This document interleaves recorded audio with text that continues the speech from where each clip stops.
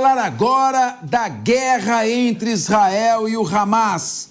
Confira um resumo das últimas 24 horas do conflito na reportagem de Vitor Brown. Roda o VT.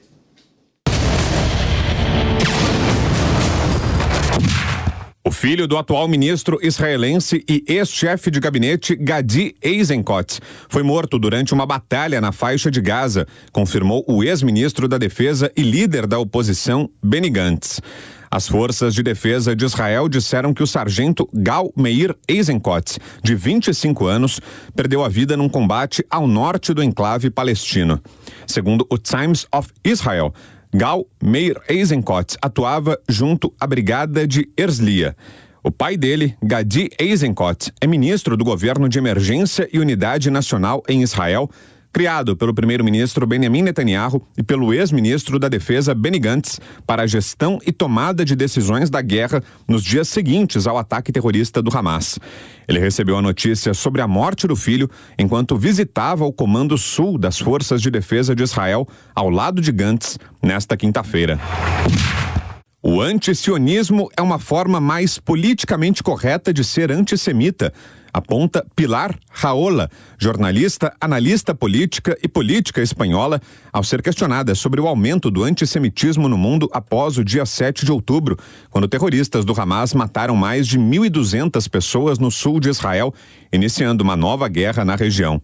Rahola passou ao Brasil a convite da Beit Haloshem Brasil, da Stand With Us e do CAN, movimento de combate ao antissemitismo, para palestras, encontros com políticos e universidades. Nascida em Barcelona, Rahola foi deputada federal de 1993 a 2000. Apesar de se considerar de esquerda, a ativista critica a maneira como as políticas deste espectro têm lidado com a guerra no Oriente Médio. A esquerda deveria pensar na violência de gênero que as mulheres sofreram no dia 7 de outubro, com muitos israelenses sendo estuprados e muitas mulheres ainda sequestradas pelo Hamas. O Instagram serviu de plataforma para celebridades de Hollywood se posicionarem sobre a guerra entre Israel e o Hamas, com mensagens como Palestina livre ou Estou do lado de Israel, que põe em perigo a sua imagem perante milhões de internautas enfurecidos. A atriz israelense Gal Gadot, que interpretou a heroína Mulher Maravilha, publicou na sua conta o firme apoio a Israel desde 7 de outubro, dia em que combatentes do grupo islamita palestino mataram 1.200 pessoas, a maioria civis, em território israelense e fizeram 240 reféns.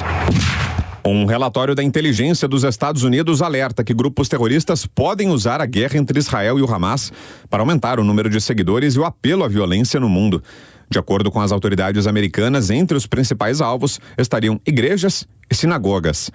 Os Estados Unidos possuem a maior comunidade judaica fora de Israel. O primeiro-ministro de Israel, Benjamin Netanyahu, disse em coletiva de imprensa que pretende desmilitarizar a faixa de Gaza e que apenas as forças de defesa de Israel poderão realizar esse processo, rejeitando qualquer tipo de ajuda ou coalizão internacional, segundo o Times of Israel. A fala do premier israelense é uma resposta a planos cogitados pela comunidade internacional de estabelecer um governo internacional ou liderado por países árabes na faixa de Gaza. Ao declarar que pretende desmilitarizar a faixa de Gaza, Netanyahu dá indícios de como Israel irá lidar com a região após o fim do conflito. O governo israelense disse que seu objetivo principal na guerra é acabar com o Hamas, mas não explicou como pretendia lidar com a região nem como iria estabelecer uma nova liderança local. Vamos acionar agora nosso especialista em guerra e geopolítica, Luca Bassani, direto de Munique, onde são agora 19 horas e 35 minutos. Ele está na Alemanha. Mas antes de falar da guerra entre Israel e Hamas, ele traz uma informação importante vinda da Rússia. Boa noite, Luca. Vladimir Putin, presidente russo, confirmou que vai concorrer ao seu 5º mandato como presidente russo. Luca, é isso mesmo. Tá complicada a eleição lá, com os adversários, a oposição tá forte. Olha, ter oposição na Rússia não é nada fácil, Cabeça. Mas é tão difícil quanto ser torcedor do Corinthians esse ano. Mas eu falo para você que as eleições ontem foram confirmadas pelo Senado russo para o próximo dia 17 de março e vão acontecer, então, podendo ser a quinta vez que Putin é eleito presidente da Rússia. Ele que surgiu na política russa em 1999, esse que era um ex-agente da KGB, antiga agência de inteligência soviética, ficou na presidência até 2008, por um breve período saiu e ficou como primeiro-ministro, enquanto Dmitry Medvedev era o presidente, e de 2012 até hoje é o presidente incumbente, podendo ser eleito mais uma vez no ano que vem para um mandato de 6 anos. Vale mencionar que a Rússia passou por uma reforma constitucional em 2020, o que pode estender o mandato de Putin até 2036, o que o colocaria como líder mais longevo da Rússia nos últimos 120, 150 anos, se assim podemos colocar, se considerarmos que Joseph Stalin ficou na frente da União Soviética, ele que era georgiano, por sua vez, de 1924 até 1953, quando morreu. Realmente os números de Putin frente à Rússia, eles impressionam, é um presidente extremamente popular. Algumas pesquisas mostram que cerca de 75%, 80% da população é favorável às suas políticas, à sua postura perante o resto do mundo, e nós sabemos que também é muito contraditória a sua figura perante as outras nações do mundo, por se tratar de um dos líderes de uma das maiores potências que nós temos no campo militar e também econômico-energético, como é a Federação Russa até a atualidade. Agora, Luca, nós ouvimos dizer aqui que o Nicolás Maduro vai fazer uma visita para o Putin aí na Rússia. Você acha que ele volta com umas bombinhas nucleares aqui para invadir a Guiana ou ele não vai encarar os Estados Unidos? Eu acho que essa o Joe Biden consegue encarar, né, Venezuela? Essa aí parece estar fácil. Olha, essa questão ela preocupa muito os americanos, já que desde 2015 a ExxonMobil, uma das importantes empresas petrolíferas americanas, confirmou a existência de ricas jazidas de petróleo na região de Essequibo, que quer ser, segundo o Nicolás Maduro, precisa ser anexado, já que faz parte da Venezuela histórica, desde aquele acordo em 1899, entre os Estados Unidos da Venezuela e o Império Britânico, mas essa viagem, segundo o que foi divulgado pela assessoria de Maduro e pela própria assessoria do Kremlin, estava marcada desde outubro, portanto não é algo relacionado à questão da Guiana agora, mas sim que já estava acertado para mostrar os vínculos de amizade entre os dois países. Vale a gente lembrar que sempre que tem alguma votação perante a Assembleia Geral das Nações Unidas, a Rússia está isolada na questão ucraniana, conjuntamente com Coreia do Norte, Bielorrússia, Síria, Eritreia e também a Venezuela, que sempre voltou favorável aos russos, não condenando a invasão na Ucrânia, além, é claro, de sempre ser um país que fala veementemente contra os americanos e europeus em detrimento dos russos e chineses. Agora, Luca, eu queria a tua avaliação, usar a tua experiência. Essa questão aí da Guiana Essequiba, que é 70% do território guiano, ali à esquerda do rio Essequibo, em 1899, uma corte internacional atribuiu à Guiana essa parte do território. Tá certo que a Guiana integrava a Grã-Bretanha, ali, o Reino Unido, nessa época. Em 1966, a Convenção de Genebra disse que iria rediscutir essa questão. E de 66 para cá, ela está quieta. De repente, o Maduro acorda, levanta da cama de mau humor e fala que faz um referendo para anexar essa parte da Guiana. Agora, a Venezuela tem 300 bilhões de barris de petróleo debaixo da terra, do solo dela. E não explora menos petróleo que o Brasil. O que ele está querendo desses 11 bilhões? Você vê alguma seriedade nesse plano do Maduro? Isso é mais para unir o povo venezuelano em torno da sua liderança, visando as eleições do ano que vem? Ou você acha que o Maduro ficou maluco? As letras são quase as mesmas. Olha, Capês, nós sabemos que essa região ela é muito rica em minérios, em petróleo, também tem um potencial agrícola muito importante, mas as questões econômicas elas são secundárias se nós considerarmos quão rica é a Venezuela e quão pobre ela se encontra no momento. Ela é rica em recursos, mas está financeiramente quebrada neste momento por conta das sanções, por conta da política de Chávez, de Maduro e uma série de erros tomados na política macroeconômica venezuelana nas últimas 2 décadas. Mas a gente sabe que essa questão fala ao coração dos venezuelanos, porque como você bem disse, desde que a Guiana conseguiu a sua independência do Império Britânico, isso por volta da década de 60, essa era uma questão para ser resolvida por cortes internacionais e foi esquecida. E é um quesito, uma questão que está no coração dos venezuelanos muito antes do chavismo surgir, do bolivarianismo surgir, de Maduro se tornar presidente. Então é algo que consegue resgatar o lado emotivo dos venezuelanos, ao mesmo tempo que tem um grande consenso dentro da população, o que é favorável ao governo, ao presidente incumbente, em eleições que tendem a ser as mais difíceis. Hoje também estava lendo uma análise, escutando também outros especialistas da região norte do Brasil, estado de Roraima, falando que pode se tratar também de uma tentativa de Maduro de não realizar as eleições, uma vez que o país esteja em guerra com a Guiana. Estádio de sítio é declarado, nós temos então uma lei marcial, todas as liberdades suspensas e as eleições não acontecem mais, ele se mantendo no poder pela canetada. Seria também uma possibilidade, conhecendo como é Maduro, pode ser também considerada essa hipótese. Só que aí ele vai ter que manter essa retórica até o segundo semestre do ano que vem, quando são as eleições. Aí ele vai ter que fazer algum movimento e, meu amigo, os Estados Unidos é capaz de mandar uns 2 ou 3 aviões aí e liquidar a questão. Agora, falando sobre a guerra do Oriente Médio, que é a que mais preocupa no momento, que é uma guerra verdadeira. O presidente dos Estados Unidos, Joseph Robinette Biden, o Joe Biden, e o primeiro-ministro Benjamin Netanyahu conversaram ontem por telefone. Qual o teor dessa conversa, Luca? Você fez uma interceptação telefônica. O que eles conversaram? Olha, essa conversa foi divulgada à imprensa, era a primeira conversa telefônica que os dois têm desde o final do mês de novembro, portanto algo importante, e nós vemos que nesse sentido o Joe Biden e também depois o secretário de Estado norte-americano Antony Blinken fazem um pedido a Israel para repensar a sua política militar no que diz respeito ao cuidado dos civis que estão agora completamente encurralados na margem sul, na parte sul, se assim podemos dizer, da faixa de Gaza, com todos os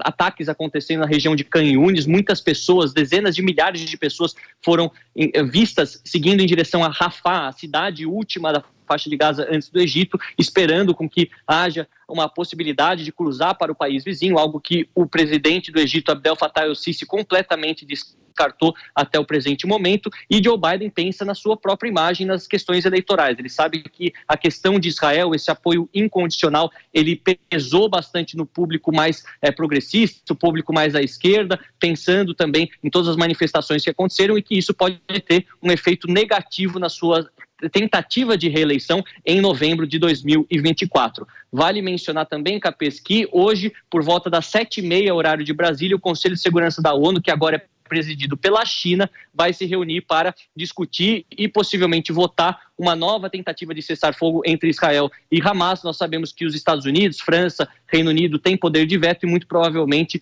o utilizem para fazer com que um cessar-fogo não aconteça de imediato, agora nesse momento que nós vemos a retomada das hostilidades entre os dois beligerantes. Olha, eu queria mais uma questão. O Senado americano não quer liberar 60 bilhões de dólares para o coitadinho Volodymyr Zelensky, do Volodymyr Zelensky.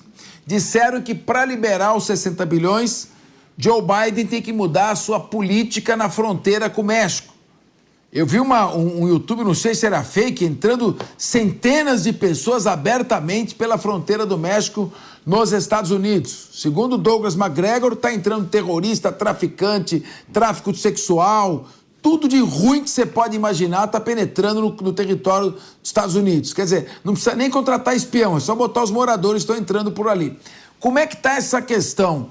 Você acha que virão 60 bilhões de dólares ou o Zelensky está perdido? Inclusive, parece que o principal general dele diz que não vai mais obedecê-lo. Como é que está essa questão aí na Ucrânia? Parece que esse realmente está perdido.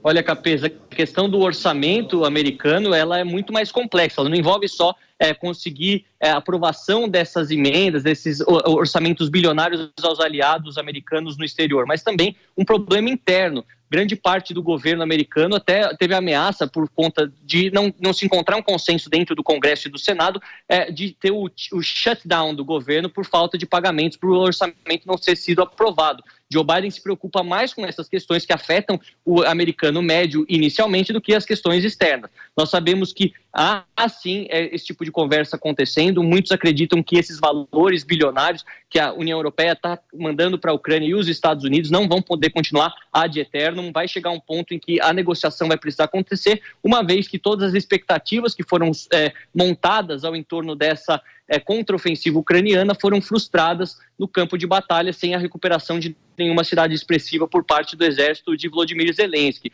Muitos acreditam que essa questão vai ser empurrada com a barriga, se assim podemos falar, até o ano que vem, quando teremos eleições do Parlamento Europeu aqui na Europa por volta de junho. Isso que vai determinar se Ursula von der Leyen, que também é muito próxima a Volodymyr Zelensky, a Joe Biden, vai permanecer no cargo, e também, posteriormente, em novembro, se Joe Biden permanece ou se volta Donald Trump, que tem uma política completamente oposta e que já disse até em seus discursos políticos que em 24 horas terminaria a guerra conversando com Vladimir Putin. Aí não sabemos o que é apenas um discurso político retórico, o que é de fato algo que ele conseguiria fazer, mas isso deixa claro que Trump não vai querer continuar fazendo esses pagamentos e apoiando a Ucrânia pelo seu mandato de 4 anos, o que coloca Volodymyr Zelensky realmente em uma posição extremamente delicada. Uma última pergunta, queria que você fosse bem sintético. Parece que na guerra do Oriente Médio nós não estamos vendo hoje maiores escaramuças, parece que também a pressão sobre Israel diminuiu um pouco. Como é que está essa questão com relação à escalada dos efeitos colaterais, dos civis mortos, da reação de Israel? A coisa parece estar entrando numa fase mais moderada ou, ao contrário, está se intensificando? Porque parece que eu vi menos protestos no mundo atualmente, o que pelo menos refreia o crescimento do antissemitismo em todo o mundo. A gente vê que pelos ataques agora estarem concentrados na região sul de Khan Yunis, onde vivem menos pessoas, se compararmos com o norte, as imagens também não são tão fortes quanto a gente viu no começo. Isso não significa que as pessoas não estão sofrendo, porque estão sofrendo, é uma situação extremamente delicada, com a paralisação de parte dos mantimentos chegando pela fronteira de Rafah, já que os caminhoneiros têm medo de seguir para uma região que está agora em guerra, além do fato da gente ver que não se escuta mais o Hezbollah falando de maneira tão alta, os Houthis no Iêmen. O que aconteceu hoje, que é importante mencionar, é que a embaixada americana em Bagdá, no Iraque, foi atacada por dois explosivos lançados pelo que eles chamam da resistência islâmica iraquiana, que é um grupo financiado pelo Irã. O Iraque também é um dos 4 países xiitas que temos no mundo, 65%, e eles estão numa posição sempre contrária aos americanos, o que pode indicar que essas hostilidades vão continuar. Não houve nenhuma morte, nenhum ferido, mas mostra esse descontentamento. Talvez durante esse período do final do ano isso entre em um período de adormecimento, se assim podemos considerar, Capês. Muito obrigado, Luca Bassani, pessoal elogiando muito a sua participação, em especial esse charmoso lenço azul ao lado da sua gravata. Meus parabéns, uma boa noite, e uma árvore de Natal ali, o cantinho dela. Uma boa noite para você.